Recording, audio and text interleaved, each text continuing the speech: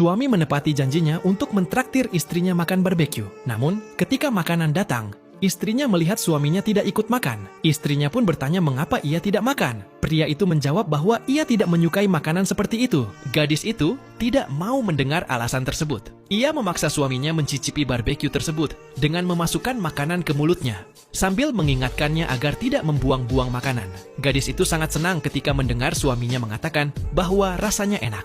Namun, suaminya kemudian mengatakan bahwa kakeknya tidak mengizinkannya makan makanan seperti itu. Gadis itu langsung menuduh suaminya terlalu patuh pada kakeknya. Ia mengingatkan bahwa mereka sekarang sudah menikah. Gadis itu berjanji akan mengajak suaminya mencoba semua jenis makanan lezat di masa depan. Ketika suami pergi untuk membayar tagihan, gadis itu melihat seorang preman sedang mengganggu seorang wanita. Ia langsung bergegas maju, berteriak marah kepada preman itu, dan menendangnya hingga jatuh ke tanah. Wanita yang diganggu itu pun segera melarikan diri dari tempat kejadian. Kini hanya tinggal suami istri tersebut yang menghadapi sekelompok preman.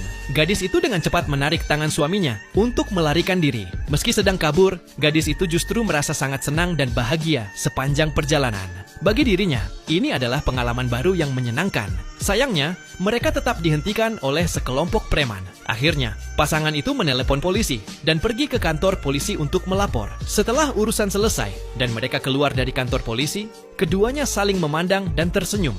Ini adalah pengalaman yang belum pernah mereka alami sebelumnya. Setelah pulang ke rumah, gadis itu mengoleskan telur ke luka di wajahnya sendiri. Ia juga dengan hati-hati mengobati luka di wajah suaminya. Ia menjelaskan bahwa mengoleskan telur pada luka dapat mengurangi pembengkakan dengan cepat. Karena dulu ketika ia kecil dan terluka, ayahnya selalu membantunya seperti itu. Suaminya berkata, "Kenapa kamu nakal sekali?" Mendengar itu, gadis itu dengan marah menekan luka di wajah suaminya dan berkata, "Kalau kamu berani menyinggungku lagi, aku akan meninju kamu."